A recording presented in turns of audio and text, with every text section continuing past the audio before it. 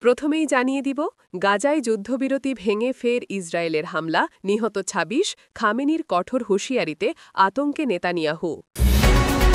এরপর থাকছে আরও শক্তিশালী হওয়ার ইঙ্গিত ইরানের। ইউক্রেনের রাতভর ড্রোন ও মিসাইল হামলা, রাশিয়ার বহু হতাহত।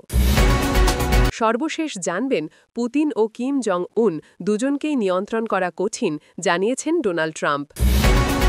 এতক্ষণ শুনছিলেন সংবাদ শিরোনাম, এখন বিস্তারিত। গাজায় স্বল্পস্থায়ী যুদ্ধবিরতি ভেঙে ইসরায়েল নতুন করে ব্যাপক বিমান ও স্থল হামলা শুরু করেছে। স্থানীয় স্বাস্থ্য কর্তৃপক্ষ জানিয়েছে, গত ২৪ ঘণ্টায় বিভিন্ন স্থানে ইসরায়েলি বোমাবর্ষণে অন্তত ২৮ জন ফিলিস্তিনি নিহত হয়েছে। আহত হয়েছে আরও বহু মানুষ। এই হামলার ফলে গাজায় মানবিক পরিস্থিতি আরও ভয়াবহ হয়ে উঠেছে বলে আন্তর্জাতিক সংস্থাগুলো জানিয়েছে। যুদ্ধবিরতি কার্যকর হওয়ার পর গাজার মানুষ সীমিত আকারে হলেও খাদ্য, পানি ও চিকিৎসা সামগ্রী সংগ্রহের সুযোগ পেয়েছিল। তবে সেই শান্তির বিরতি বেশিক্ষণ স্থায়ী হয়নি। শুক্রবার ভোর থেকে উত্তরের বেইত লাহিয়া, খান ইউনুস ও গাজার কেন্দ্রীয় অঞ্চলে ইসরায়েলি বিমান বাহিনীর তীব্র হামলার খবর পাওয়া যায়। ধ্বংসস্তূপ থেকে মানুষজনকে বের করে আনতে উদ্ধারকর্মীরা হিমশিম খাচ্ছেন। ইসরায়েল দাবি করেছে, হামাসের কমান্ড ও লঞ্চিং সাইট লক্ষ্য করেই তাদের অভিযান চলছে। অন্যদিকে হামাস জানিয়েছে, যুদ্ধবিরতি ভাঙার জন্য সম্পূর্ণভাবে ইসরায়েলি দায়ী এবং তারা ইচ্ছাকৃতভাবে বেসামরিক এলাকায় হামলা চালাচ্ছে।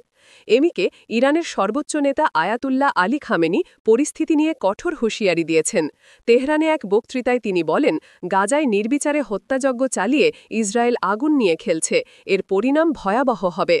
তিনি আরও বলেন, মুসলিম বিশ্ব আর নীরব থাকবে না এবং আঞ্চলিক প্রতিরোধ শক্তি ইসরায়েলের বিরুদ্ধে ঘুরে দাঁড়াতে বাধ্য হবে। খামেনির এই মন্তব্যের পর ইসরায়েলি রাজনৈতিক অঙ্গনে চাপে পড়েছেন প্রধানমন্ত্রী বেনিয়ামিন নেতানিয়াহু।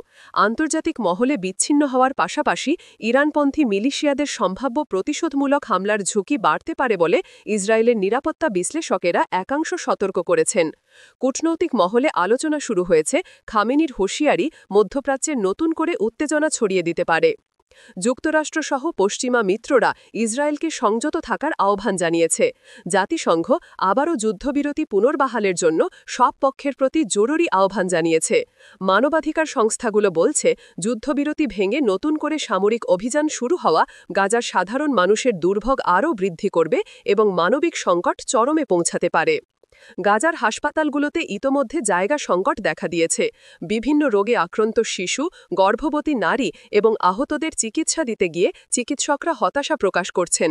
স্থানীয়রা বলছেন, আমরা ভেবেছিলাম অন্তত কিছুদিন শান্তিতে থাকতে পারব, কিন্তু আবার সব আগের মতো হয়ে গেল। আন্তর্জাতিক মহল নজর রাখছে ইসরায়েল ও হামাসের পরবর্তী পদক্ষেপের দিকে। নতুন করে যুদ্ধ ছড়িয়ে পড়লে তা পুরো মধ্যপ্রাচ্যের নিরাপত্তা পরিস্থিতিকে আরও অস্থির করে তুলতে পারে বলে পর্যবেক্ষকের ধারণা। এরপর জানবেন, ইরান আবারও তাদের সামরিক ও ভূ-রাজনৈতিক ক্ষমতা আরও শক্তিশালী হয়ে ফিরে আসছে বলে স্পষ্ট বার্তা দিয়েছে। তেহরানের শীর্ষ নেতৃত্বের সর্বশেষ মন্তব্য ইতোমধ্যেই বিভিন্ন আঞ্চলিক ও আন্তর্জাতিক মহলে আলোচনার জন্ম দিয়েছে। বিশেষ করে ইরানের পরমাণু কর্মসূচি, আঞ্চলিক সশস্ত্র গোষ্ঠীগুলোর প্রতি তাদের সমর্থন এবং সাম্প্রতিক প্রতিরক্ষা সক্ষমতা বৃদ্ধির ঘোষণা দেশটির অভিপ্রায় নিয়ে সংশয় আরও বাড়িয়েছে। ইরানের প্রেসিডেন্ট ও বেশ কয়েকজন উচ্চপদস্থ মিলিশীয় কর্মকর্তা সাম্প্রতিক ভাষণে বলেছেন, আন্তর্জাতিক সাংশন ও বাহ্যিক চাপ সত্ত্বেও দেশটি অর্থনৈতিক, সামরিক ও বিজ্ঞান সব দিকেই নতুন এক শক্তির পর্যায়ে প্রবেশ করছে। তেহরানের বক্তব্য অনুযায়ী ইরান তার প্রতিরক্ষা শিল্পকে আরও উন্নত প্রযুক্তিতে রূপান্তরিত করেছে এবং নতুন ক্ষেপণাস্ত্র ও ড্রোন উৎপাদনে অভূতপূর্ব সাফল্য অর্জন করেছে। ইরানের ইসলামী বিপ্লবী গার্ড কর্পস দাবি করেছে, তাদের নতুন প্রজন্মের দূরপাল্লার ক্ষেপণাস্ত্র দেশের প্রতিরক্ষা সক্ষমতায় বড় ধরনের পরিবর্তন আনবে। এই ক্ষেপণাস্ত্রগুলো আরও নির্ভুল, দ্রুত এবং শত্রুপক্ষের নজরদারি ব্যবস্থাকে ভেদ করতে সক্ষম বলে তারা দাবি করেছে।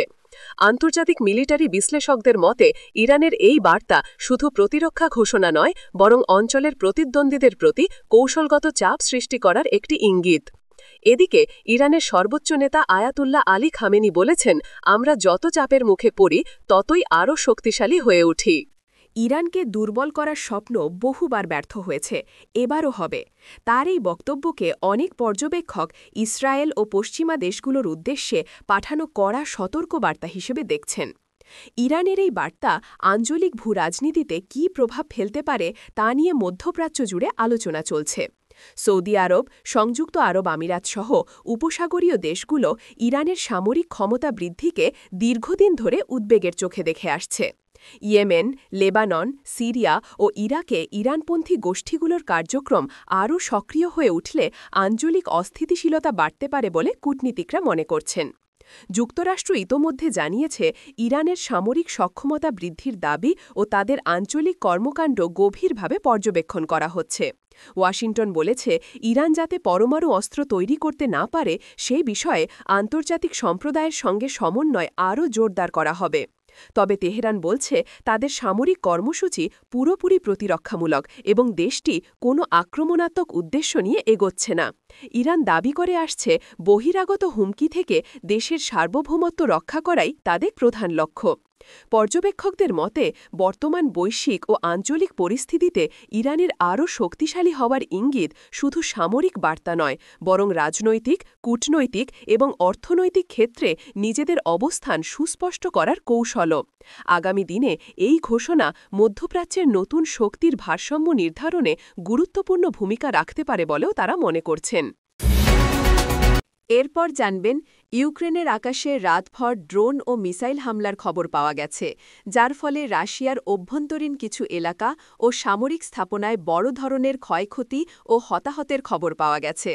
স্থানীয় সংবাদমাধ্যম এবং সামরিক সূত্রের বরাতে জানা গেছে এই হামলা মূলত পূর্ব ইউক্রেন সীমান্তের কাছাকাছি এলাকা লক্ষ্য করে চালানো হয়।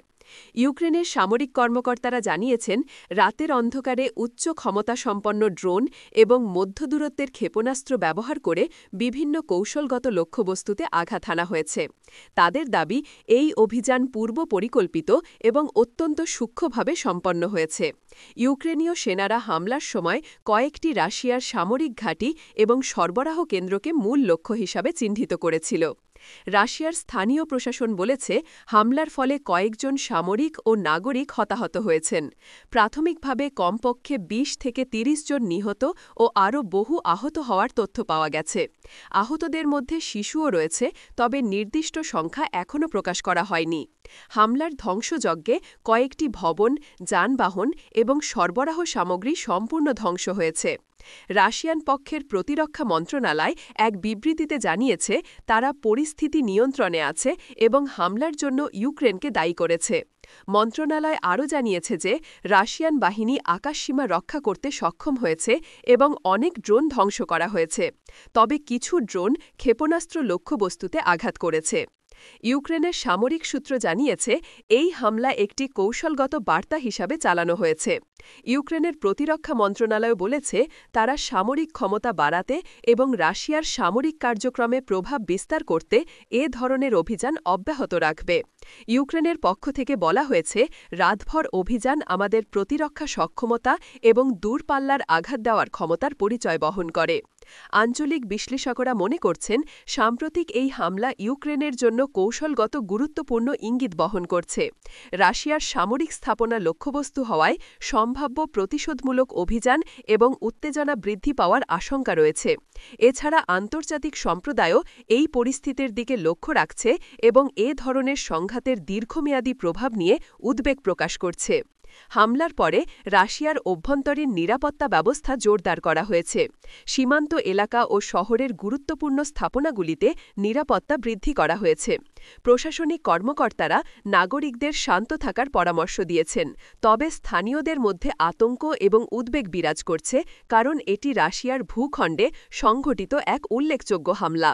বিশ্লেষকরা মনে করছেন ইউক্রেনের ড্রোন ও ক্ষেপণাস্ত্র অভিযান কৌশলগতভাবে পরিকল্পিত, যা সামরিক ও রাজনৈতিক দিক থেকে ইউক্রেনের অবস্থানকে দৃঢ় করছে। সাম্প্রতিক এই হামলা পরবর্তী দিনের মধ্যে রাশিয়ার প্রতিক্রিয়া ও আঞ্চলিক নিরাপত্তা পরিস্থিতি কেমন হবে সেটাই এখন আন্তর্জাতিক নজরের কেন্দ্রবিন্দু। এরপর জানবেন প্রেসিডেন্ট ডোনাল্ড ট্রাম্প সম্প্রতি এক সাক্ষাৎকারে জানিয়েছেন রাশিয়ার প্রেসিডেন্ট ভ্লাদিমির পুতিন এবং উত্তর কোরিয়ার নেতা কিম জং উন দুজনকেই নিয়ন্ত্রণ করা অত্যন্ত কঠিন। ট্রাম্প বলেন, এই দুই নেতা এমনভাবে কাজ করেন যা কখনো কখনো যুক্তরাষ্ট্র বা আন্তর্জাতিক সম্প্রদায়ের জন্য চ্যালেঞ্জ তৈরি করে। ট্রাম্পের মন্তব্য এসেছে এক সময়ে যখন বিশ্ব রাজনীতি ও আন্তর্জাতিক সম্পর্ক জটিল অবস্থার মধ্যে রয়েছে। তার মতে, পুতিন এবং কিম উভয়েরই রাজনৈতিক কৌশল ও ডিপ্লোম্যাটিক পদক্ষেপ অনেক সময় প্রত্যাশিত ধারা থেকে ভিন্ন হয়। ট্রাম্প বলেন, আপনি কখনো ঠিকভাবে জানেন না তারা পরবর্তী ধাপ কী হতে চলেছে। এটি শুধু নিরাপত্তা নয়, কৌশলগত দিক থেকেও একটি বড় চ্যালেঞ্জ। রাশিয়ার পুতিনকে কেন্দ্র করে ট্রাম্প উল্লেখ করেছেন, ইউক্রেন যুদ্ধের প্রেক্ষাপট, পশ্চিমা দেশগুলোর সঙ্গে সম্পর্ক এবং আন্তর্জাতিক নিষেধাজ্ঞা সবকিছুই পুতিনকে একটি জটিল অবস্থানে রাখছে। ট্রাম্প বলেন, পুতিন নিজের স্বার্থে এমন সিদ্ধান্ত নিতে পারেন যা অনেকের জন্য চমকে মনে হয়। তাকে নিয়ন্ত্রণ করা সহজ নয়। উত্তর কোরিয়ার কিম জং উন সম্পর্কেও ট্রাম্প বলেন, কিম জং উন একাধারে চতুর এবং অপ্রত্যাশিত। সে কখনোই সরাসরি কথা শোনে না এবং তার পদক্ষেপ অনেক সময় বিশ্বমঞ্চে উত্তেজনা তৈরি করে। ট্রাম্পের ভাষ্য অনুযায়ী, কিমের বৈশ্বিক কৌশল প্রায়ই দক্ষিণ কোরিয়া, জাপান এবং মার্কিন যুক্তরাষ্ট্রের নিরাপত্তা নীতি চ্যালেঞ্জ করে। ট্রাম্পের এই মন্তব্য রাজনৈতিক বিশ্লেষকদের মধ্যে নতুন করে আলোচনার জন্ম দিয়েছে।